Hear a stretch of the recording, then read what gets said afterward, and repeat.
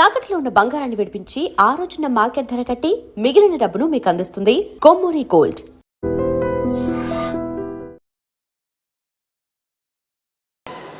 తెలంగాణ రాష్ట్ర ప్రభుత్వం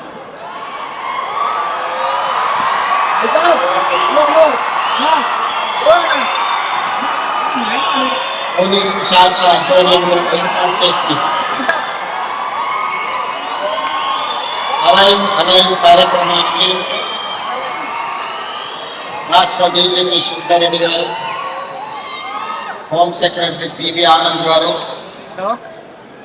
యూనిసెఫ్ ప్రతినిధులు, రాష్ట్ర రవాణా శాఖ మంత్రివర్యులు పొన్నం ప్రభాకర్ గారు, జూబ్లీ హిల్స్ శాసనసభ్యులు నవీన్ యాదవ్ గారు, రాజ్యసభ సభ్యులు అనిల్ కుమార్ యాదవ్ గారు, రామగుండం శాసనసభ్యులు రాజ్ ఠాకూర్ గారు, అదేవిధంగా ఇతర ఉన్నతాధికారులు, వివిధ ప్రైవేట్ సంస్థల యజమానులు, చాలా మంది యువమిత్రులు ఈ కార్యక్రమంలో పాల్గొని రోడ్డు ప్రమాదాల వల్ల ప్రాణాలు కోల్పోయే విషయంలో అంగవైకల్యంతో కుటుంబ సభ్యులకు తీరని దుఃఖాన్ని అందిస్తున్న సందర్భంలో తెలంగాణ రాష్ట్ర ప్రభుత్వం పోలీస్ శాఖ ఒక అవగాహన కార్యక్రమాన్ని ఏర్పాటు చేసి రోడ్డు ప్రమాదాలను నివారించడానికి అవసరమైన ప్రణాళిక చేపట్టినందుకు పోలీస్ శాఖను మనస్ఫూర్తిగా నేను అభినందిస్తున్నాను. ఈరోజు ఈ దేశంలో ప్రతి నిమిషం ఒక రోడ్డు ప్రమాదము, ప్రతి 3 నిమిషాలకు ఒక ప్రాణాన్ని కోల్పోవడము, ఈ దేశ జీడిపిలో 3% ప్రమాదాల వల్ల నష్టం జరుగుతున్నాయి. అందుకే ఈరోజు భారత ప్రభుత్వం కానీ తెలంగాణ రాష్ట్ర ప్రభుత్వం కానీ ఈ రోడ్డు మీద జరుగుతున్న ప్రమాదాలను నివారించడానికి విద్యార్థి దశలోనే ఒక అవగాహన కల్పించాలన్న ఆలోచనతో సమాజంలో కొందరి నిర్లక్ష్యం ఇంకొందరికి ప్రాణాపాయంగా మారుతున్నది. వీటన్నిటిని నివారించడానికి, నియంత్రించడానికి ఒక మంచి కార్యక్రమం తీసుకొని ఈరోజు కోట్ల విజయభాస్కర్ రెడ్డి గారి స్టేడియంలో ఈ కార్యక్రమాన్ని ఏర్పాటు చేశారు. తెలంగాణ రాష్ట్ర ప్రభుత్వం నూతన జీవన శైలిలో కొత్తగా ఎదురవుతున్న సవాళ్లను ఎదుర్కోవడానికి పోలీస్ శాఖను ప్రక్షాళన చేసుకుంటూ నూతన వ్యవస్థలను ఏర్పాటు చేసి మనం ఎదుర్కొంటున్న సవాళ్లను, సమాజానికి అందించాల్సిన సేవల గురించి ఈరోజు నిత్యం మనం చర్చించుకొని నూతన ప్రణాళికలు రచించుకుంటున్నాం. అందులో భాగంగానే ఈరోజు సమాజంలో ప్రధానంగా సైబర్ క్రైమ్ అనేది విపరీతంగా పెరిగిపోయింది. ఒకప్పుడు physical crime, rape and murder ఒక మేజర్ క్రైమ్ లాగా ఉండేది. కానీ ఈనాడు ఫిజికల్ క్రైమ్తో పాటు సైబర్ క్రైమ్ కూడా పోటీ పడి మన ఇంట్లో, మన మొబైల్లో డైరెక్ట్గా మన ఇంట్లో చేరి ఎక్కడో ఉండి,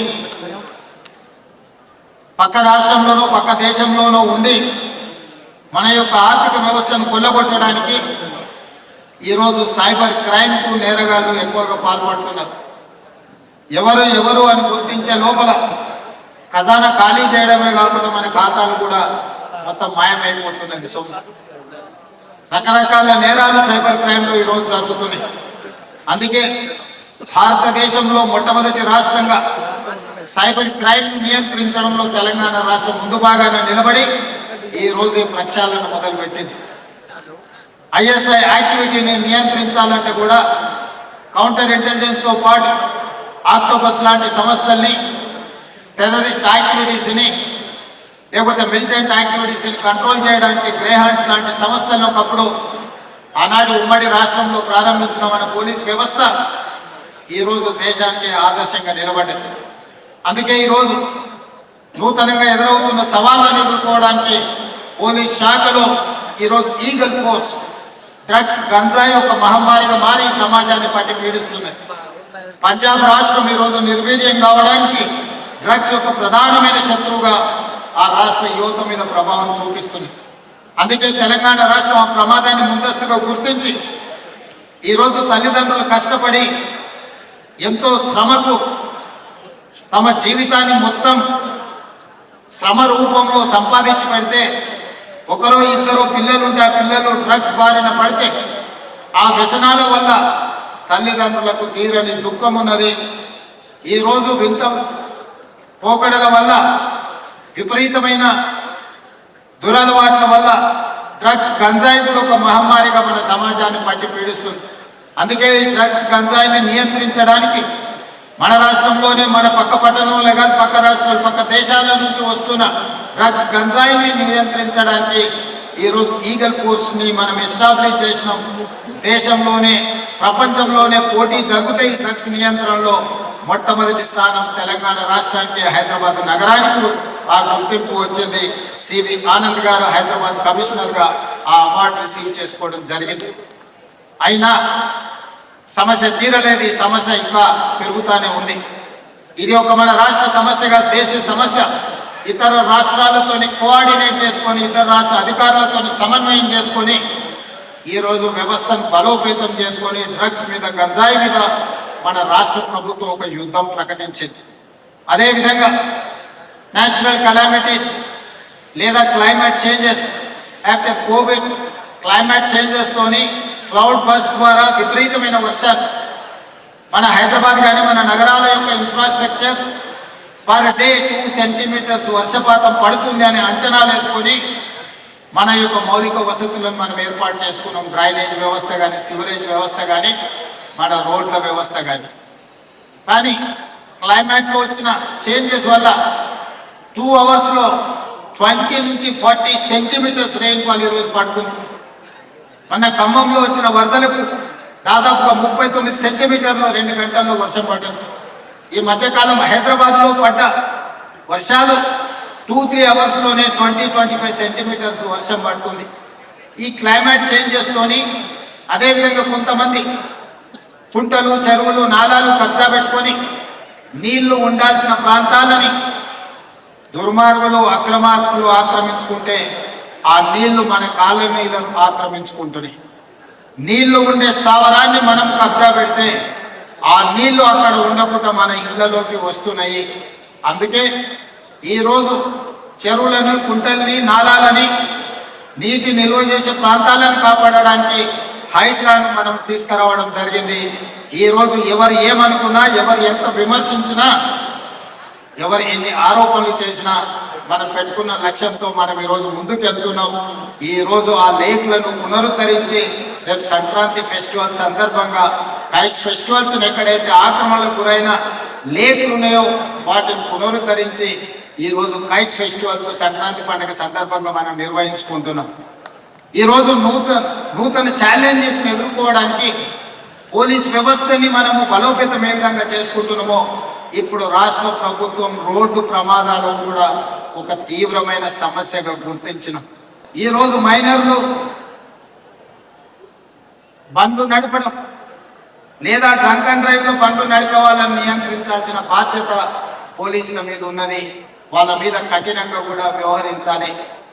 స్పీడింగ్తోని మీరు చలానాలు వేస్తున్నారు కానీ సంవత్సరం అయిన తర్వాత డిస్కౌంట్స్ ప్రకటిస్తున్నారు. దానివల్ల ఎలాగూ తగ్గిస్తారు కదా మళ్ళీ చూద్దాంలే అన్న వ్యవస్థ ఈరోజు ఒక సమస్యగా మారింది. అందుకే పోలీస్ సిబ్బందికి శాఖకు నేను సూచన చేస్తున్నా, ఈ చలాన్స్ వేయడం అనేది వెయ్యకుండానే నియంత్రించి వాళ్ళకి అవగాహన కల్పించాలి. తప్పని పరిస్థితిలో ఎవరి మీదైనా చలానా వేస్తే 1 పైసా తగ్గించకండి. మూడవది వాళ్ళ బ్యాంక్ అకౌంట్స్తోని డైరెక్ట్గా డిపార్ట్మెంట్కి సింక్రనైజ్ చేయండి. ఎప్పుడు చలానా బట్టి ఆటోమేటిక్గా వాళ్ళ అకౌంట్లోకి వెళ్ళి డిడక్ట్ అయ్యి పోయే విధంగా ఈరోజు బండి రిజిస్ట్రేషన్కి వచ్చినప్పుడే ఆ బండి యజమాని యొక్క ఖాతాను మీరు తీసుకోండి. బ్యాంక్ అకౌంట్ను అటాచ్ చేయండి. ఏ బండి అయితే స్పీడింగ్ చేస్తుందో, ఏ బండి అయితే సిగ్నల్ జంప్ చేస్తుందో, ఏ బండి అయితే చలానా పడుతుందో ఆటోమేటిక్గా ఆ యజమాని అకౌంట్లో నుంచి నగదును బదిలీ అయ్యే విధంగా మీరు ఈరోజు టెక్నాలజీని వాడుకోండి, బ్యాంకులను కూడా సమన్వయం చేసుకోండి. లేకపోతే ఈ ప్రమాదాలను నియంత్రించడం కష్టమవుతుంది. ఇలాంటి ప్రమాదాలకు పాల్పడే వాళ్ళ పట్ల కఠినంగా వ్యవహరించాలి. పిల్లలకు వాహనాలు ఇచ్చి ప్రమాదాలకు కారణమైతే వాహన యజమాని మీద కూడా కేసులు పెట్టాలి. అప్పుడే చిన్నపిల్లలకు అందుబాటులో వాహనాలు పెట్టడం మానేస్తుంది.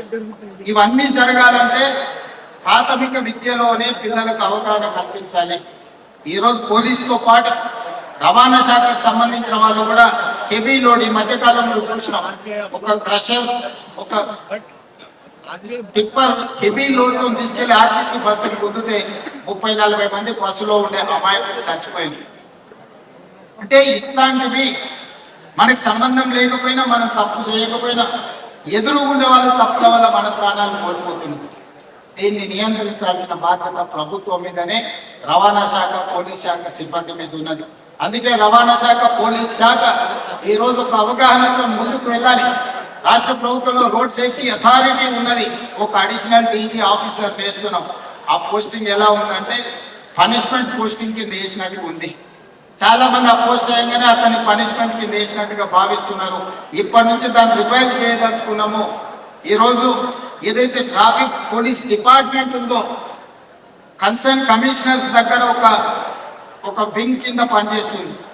ఆ వింగ్ ఎలా ఉందంటే కమిషనర్ గారు ఒకవేళ ప్రత్యేకమైన శ్రద్ధ చూపిస్తే తప్ప ఈ ట్రాఫిక్ నియంత్రించడానికి కష్టం అవుతుంది. ఇట్ ఈస్ లైక్ అనే 6th ఫింగర్.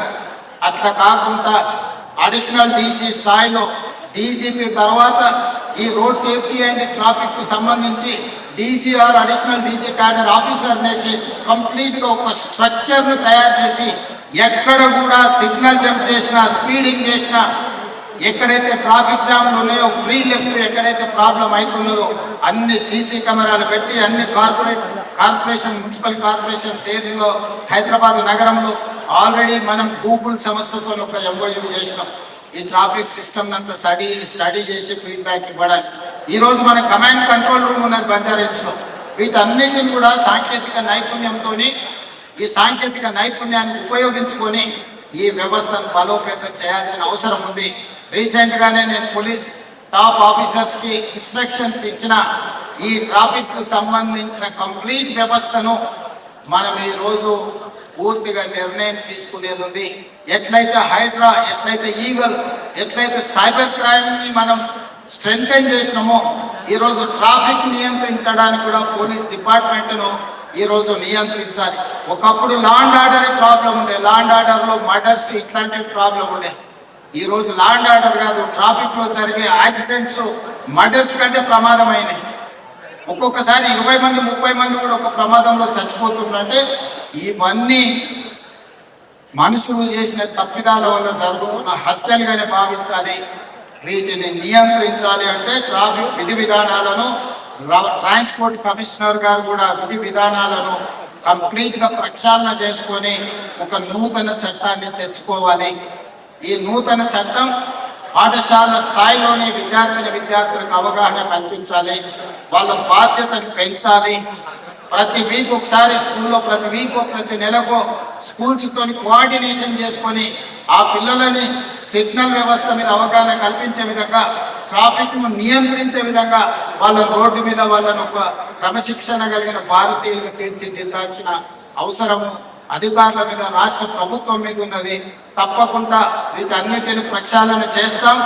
ఈ రకంగా తెలంగాణ రాష్ట్ర ప్రభుత్వం ఇప్పుడు ట్రాఫిక్ సమస్యని, యాక్సిడెంట్స్ని, రోడ్ సేఫ్టీని ఒక ప్రధానమైన ఎజెండాగా తీసుకుంటుంది. దీనికి విధి విధానాలు రూపొందించి క్రమశిక్షణ కలిగిన అధికారులకు అక్కడ బాధ్యత ఇచ్చి దీని ఒక టాప్ ప్రయారిటీ టాస్క్ కింద తెలంగాణ రాష్ట్ర ప్రభుత్వం తీసుకుంటుంది. దానికి సంబంధించిన చర్యలు తీసుకోవాల్సిందిగా డీజీపీ గారికి సూచన చేస్తూ ఒక మంచి కార్యక్రమాన్ని అలైవ్ అనే కార్యక్రమాన్ని తీసుకొని అవగాహన సదస్సు కార్యక్రమాన్ని ఏర్పాటు చేసినందుకు పోలీస్ శాఖను అభినందిస్తూ మీ అందరి దగ్గర సెలవు తీసుకుంటున్నా. ధన్యవాదాలు. గౌరవనీయులు ముఖ్యమంత్రి వేదిక మీద ఉన్న పెద్దలకు, ఇక్కడికి విచ్చేసినటువంటి రోడ్డు భద్రత, రోడ్డుకు సంబంధించిన ప్రమాదాల అవగాహన సంబంధించిన ఈ సమావేశంలో పాల్గొంటున్న అందరికీ కూడా నమస్కారం. వాస్తవంగా ట్రాన్స్పోర్ట్ డిపార్ట్మెంట్ నుంచి జనవరి 1 నుంచి జనవరి 31 వరకు రోడ్డు భద్రతా మాసోత్సవాలు జరుగుతున్నాయి. జాతీయ స్థాయిలో అన్ని రాష్ట్రాలు జరుగుతున్నాయి. మన తెలంగాణ రాష్ట్రం ప్రిపరేటరీగా ముందుగానే అన్ని జిల్లాల కలెక్టర్లు, పోలీసులను, రవాణా శాఖ, ఆర్ఎండ్బి శాఖ, విద్యాశాఖలతోటి సమన్వయం చేసి కార్యక్రమాలు చేస్తూ ఉన్నాం. ఇందులో ముఖ్యంగా ఎడ్యుకేషన్ వాళ్ళకి అవగాహన కలిగేయడము, ఎన్ఫోర్స్మెంట్ చేయడము, దాని తర్వాత ఇంజనీరింగ్స్ ఎక్కడైతే ఇంజనీరింగ్ కర్వ్స్ ఉన్నాయో వాటిని తొలగించడం, దాని తర్వాత ఎమర్జెన్సీ కేర్కు సంబంధించి మరి ఈ మధ్యలో కేంద్ర ప్రభుత్వం ఒక రహబీర్ పథకాన్ని తీసుకొచ్చింది. గతంలో ఇదే పోలీసు యాక్సిడెంట్ అయినప్పుడు ఎవరైనా సమాచారం ఇస్తే వాళ్ళ మీద కేసు పెడతారనేటువంటి భయం ఉండే. కానీ ఇప్పుడు యాక్సిడెంట్ అయితే గోల్డెన్ అవర్, ఫస్ట్ అవర్ లోపల ఆ పేషెంట్ని హాస్పిటల్కి తీసుకోగలిగితే వారికి 25,000 పారితోషికం ఇచ్చి సన్మానం చేసేటువంటి విధంగా చట్టాన్ని తీసుకొచ్చినారు. కాబట్టి ప్రజలందరూ అవగాహన కలిగేసుకోవాల్సిన అవసరం ఉంది. రహదారి వీరుడుగా మారి ఎవరైనా ఎక్కడైనా దారిలో పోతా ఉంటే యాక్సిడెంట్ అయితే ఫస్ట్ గోల్డెన్ అవర్లో ఆ ప్రాణాలను రక్షించడానికి అవకాశం ఉన్నటువంటి దృష్ట్యా అతన్ని వెంటనే దగ్గరలో ఉన్నటువంటి హాస్పిటల్కి తీసుకునే ప్రయత్నం చేయాలని సందర్భంగా కోరుతా ఉన్నాం.